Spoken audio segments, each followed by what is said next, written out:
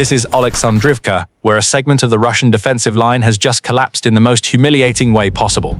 From late January extending into mid-February 2026, amid the dry, bitter cold of southern Ukraine, what unfolded at the Donetsk-Zaporizhzhia junction, the eastern edge of Dnipropetrovsk, was not a tactical adjustment as Moscow habitually calls it, but a systematic disintegration. The markers that once represented Russian units holding the line are now sliding backward on the battlefield map. According to statements by Ukraine's commander-in-chief, General Oleksandrivka, Kyiv's forces have recaptured approximately 300 to 400 square kilometers in just a few weeks, a figure sufficient to turn claims of advancing on all fronts into a joke. Ukraine's airborne assault forces, the DSHV, confirmed the recapture of 8 settlements, one position at a time, while Russian fortifications built since late 2024 were successively abandoned in haste and chaos. This was not a lightning raid, not a fleeting propaganda high. This is an organized counteroffensive with rhythm, data, and clear objectives, and it has torn a section of the Russian defensive line apart in full view of the world. Positions once touted as impregnable are now merely traces of a structure that had rotted from the inside. But the most shocking thing is not the 300-400 square kilometer of territory. What is truly shocking is the speed at which the Russian line cracked and slipped from their grasp. And to understand why that collapse happened so quickly and painfully at Oleksandrivka, we must look deeper into the real value of this area and the foolish mistakes that had accumulated behind it. Oleksandrivka is not an anonymous dot on the map, but a critical link in Russia's western Donetsk defensive structure, and precisely for that reason, its collapse is humiliating for the entire system. Moscow has tried to build. Located on the western edge of Donetsk Oblast, this area forms an extremely sensitive strategic triangle. To the south, it connects down to the Humiliating axis in Zaporizhzhia, where Russia had struggled to maintain rare offensive momentum as fragile proof that they still had initiative. To the west, it presses close to the Dnipropetrovsk Oblast boundary, a line with major political significance that the Kremlin has repeatedly hinted at as the next objective. And to the east, it links directly to the chain of defensive positions protecting Pokrovsk and Kurakhove, two vital logistical nodes of the Eastern Front. In operational reality, Russia treated Oleksandrivka as a buffer zone, providing depth for the Pokrovsk-Kurakhove defensive cluster, where they had poured artillery, drones, and infantry throughout 2024 and 2025 in an almost frantic effort to hold on to an initiative that was steadily slipping away. If this area is breached, the entire western Donetsk belt will wobble, forcing Russia either to pull back the line or disperse already thin and exhausted forces.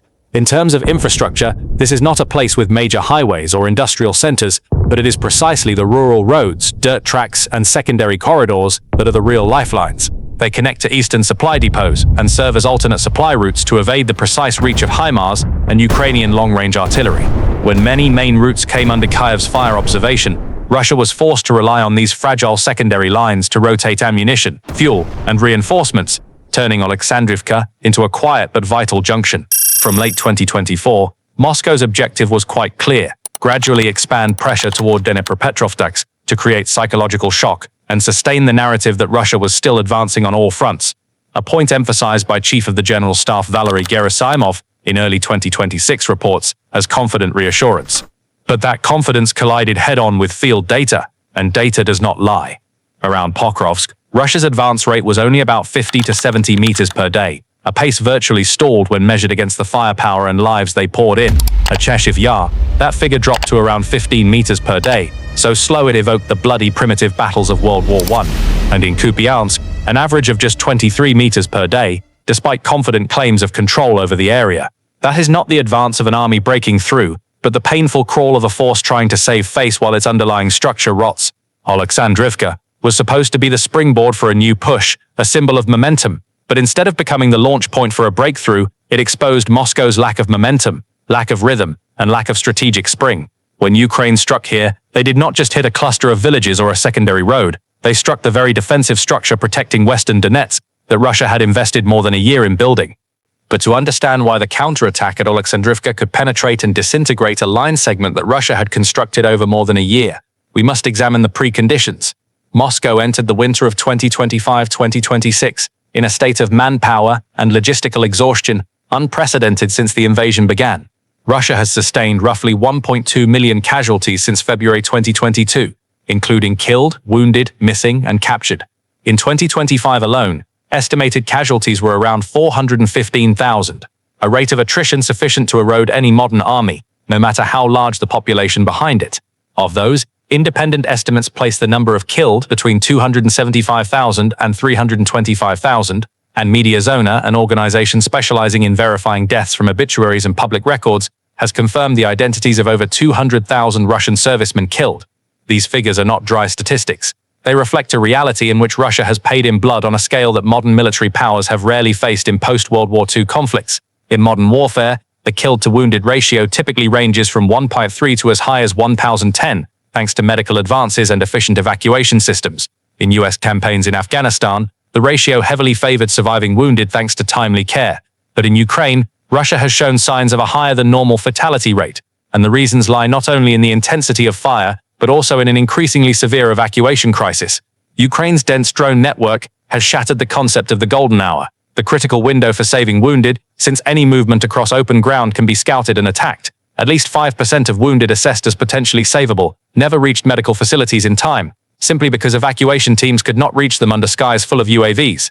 Every unsaved wounded soldier is not just a life lost, but a further erosion of unit morale and combat capability. Parallel to this is the issue of force quality. Reports on captured Russian prisoners show a common age range of 46 to 52, an indicator that Russia is relying more heavily on older soldiers, recruited prisoners, and short-term high-pay contracts to fill manpower gaps. These are not elite units ready to maneuver and counterattack swiftly when a line is breached, but units that had already endured excessive strain in prior attritional assaults. There is even information about some Russian officers seeking transfers out of the Pokrovsk area, where intense fighting and heavy sustained losses continued, indicating exhaustion not only among the rank and file but also in mid-level command. When you combine enormous accumulated casualties, an adverse fatality ratio due to evacuation crisis, low-quality reserves, and declining morale, you get an army that may still look numerous on paper, but is increasingly thin in real combat resilience. Therefore, when Ukraine chose the time and place to strike at Oleksandrivka, they were not facing an intact steel block, but a structure already cracked from within by 3 years of continuous attrition. When the Oleksandrivka line was tested by fire, Russia no longer had elite reserves to plug it. Manpower exhaustion is only half the story, because in 21st century warfare, losing people can still be endured, but losing the command nervous system is the fatal blow, and that is exactly what began happening to Russia in early February 2026.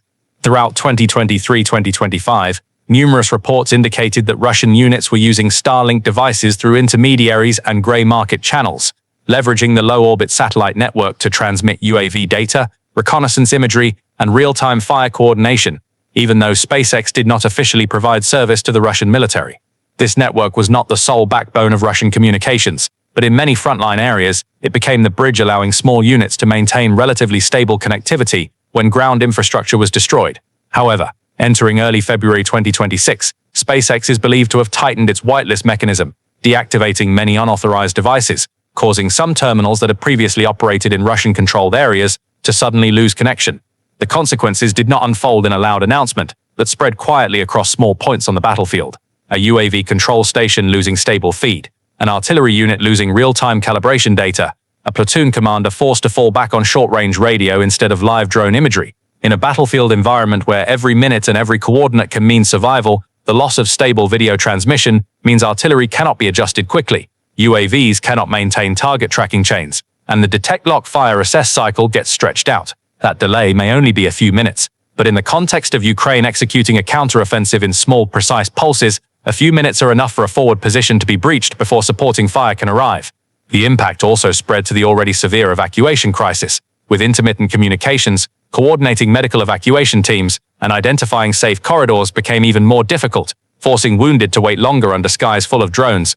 Reaction to the counteroffensive therefore became disjointed. Instead of immediate responses based on live data, some Russian units had to rely on verbal reports, delayed information, and discontinuous imagery. Under that pressure, Moscow tried to adapt. One notable effort was the testing of barrage balloons carrying communications equipment at around 20 kilometers altitude, with the ambition of creating an unconventional 5G platform to fill the satellite gap. In theory, a stratospheric balloon could extend localized coverage and provide data connectivity for a limited area. But battlefield reality is harsher than lab theory. The coverage range of a single balloon is limited, dependent on a relatively fixed position, and especially vulnerable to high-altitude wind conditions. Unlike low-orbit satellites that move continuously and create wide coverage grids, a balloon can drift, require repositioning, or simply fail to cover a front stretching hundreds of kilometers. To truly replace a stable satellite network would require a complex coordinated network of many balloons. something Russia could hardly deploy quickly while under fire pressure and lacking tactical momentum. As a result, at the moment Ukraine intensified pressure at Oleksandrivka. Russia was not only facing manpower and morale issues, but also operating a less stable communication system than before, where every data delay translated into gaps in the line. And in modern warfare, those gaps are exactly where the enemy punches through. When Ukraine attacked, Russia did not just lack troops, they lacked signal. And as Russia's communications nervous system began to falter, the battlefield around Oleksandrivka was no longer a neutral space where both sides could maneuver freely, but an environment deliberately shaped by Ukraine into kill zones, deep kill zones extending 10 to 30 kilometers from the line of contact, where any movement across open terrain risked detection and attack within minutes. Before the main counteroffensive began, Ukraine had spent months saturating the sky with reconnaissance UAVs, from long-range fixed-wing drones to modified commercial quadcopters, creating continuous layered surveillance in depth. Across the open fields and dirt roads around Oleksandrivka, every supply convoy, every infantry group moving between staging points, even every casualty evacuation team could be spotted by recon UAVs loitering overhead. Once a target was identified, the fire cycle was triggered. Ukrainian artillery, adjusted by drone, receiving real-time coordinates, fine-tuning each salvo until maximum accuracy was achieved. Artillery created panic, paralyzed formations, and forced the enemy to disperse. Then FPV attack UAVs, small, fast, and warhead-carrying, swooped in to finish the job, targeting surviving vehicles or soldiers trying to find cover. President Volodymyr Zelensky himself once stated that around 80% of Russian casualties were related to UAVs, a figure that is debated but reflects a clear trend. Drones had become the primary lethality tool on the battlefield. The impact was not just in the number of people removed from combat, but in shattering the belief that movement behind the front line could be safe. In particular, evacuation teams already strained by the communications crisis became targets under persistent surveillance and attack, as recon UAVs could continue circling after the initial artillery barrage, recording every rescue attempt and relaying data to fire units. This completely broke the notion of a safe near rear. Even pulling wounded out of trenches became a life-or-death gamble. In such an environment, Russia was forced to adapt tactically toward extreme passive defense and dispersal. Instead of concentrating mechanized forces with tanks and armor into spearheads, something close to suicide under drone-saturated skies, they increasingly relied on infiltration groups, small teams slipping through terrain, trying to advance in short segments and hold while awaiting reinforcement. But small-scale infiltration tactics cannot generate strategic momentum. They only allow temporary presence while still risking detection.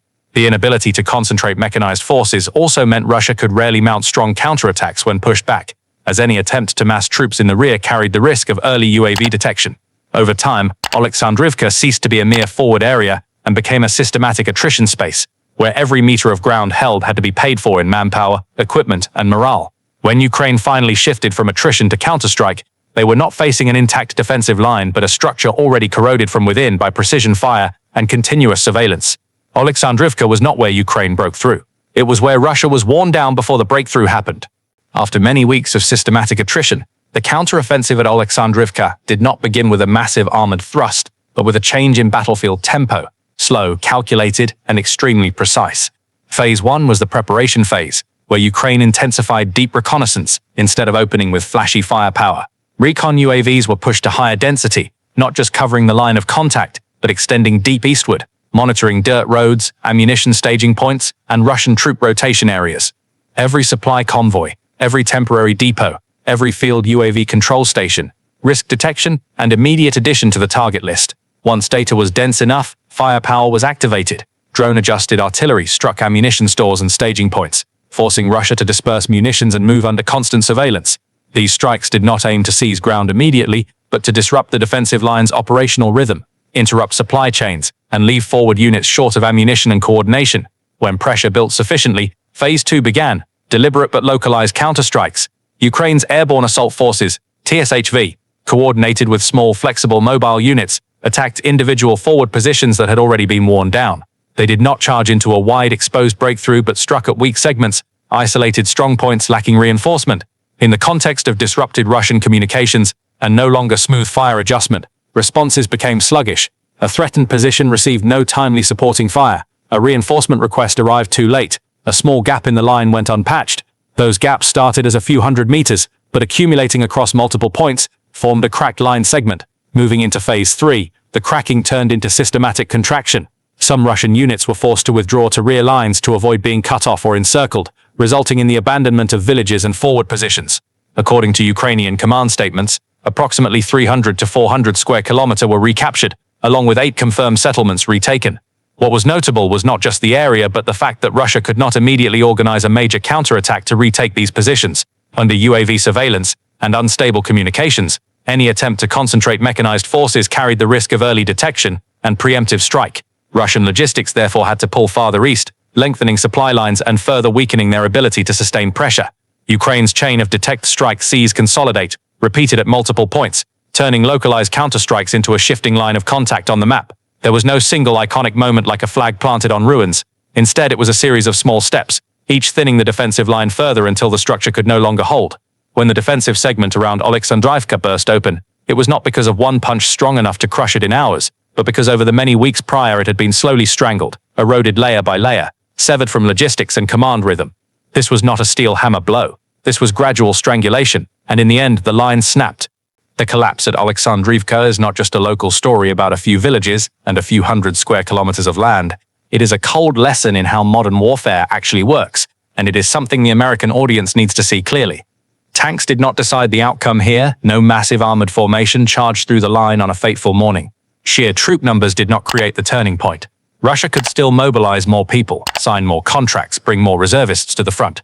What decided it was drone density, when the sky is saturated with reconnaissance and FPV, making every movement tracked and every force concentration dangerous?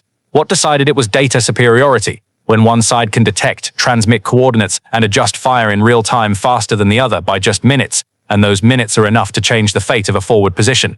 And above all, what decided it was attrition math, when an army can no longer absorb casualties at the same rate it loses them, when an adverse killed-to-wounded ratio in evacuation crisis erode forces faster than they can be replenished? In that picture, US aid is not an act of prolonging endless war as some skeptical voices claim. It is the factor that allows Ukraine to hold the line, maintain tactical rhythm, and deploy low-cost sensor-to-fire networks far cheaper than direct American intervention would be. Precision artillery systems, guided munitions, anti-tank weapons, and intelligence support do not produce glamorous photos of tanks rolling across squares, but they build a model of warfare where the cost of every meter of ground becomes prohibitively expensive for the attacker. Oleksandrivka shows one thing clearly: Russia did not just lose territory, they are losing systemic advantage. When communications falter, when logistics stretch, when every mechanized concentration is detected early, traditional advantages of scale are neutralized by cheaper but denser technology. For Washington, this is a live field laboratory of low-cost warfare doctrine in the drone and data era, where investment in sensors, networks, and precision fire can produce strategic effects far beyond the nominal value of each aid package.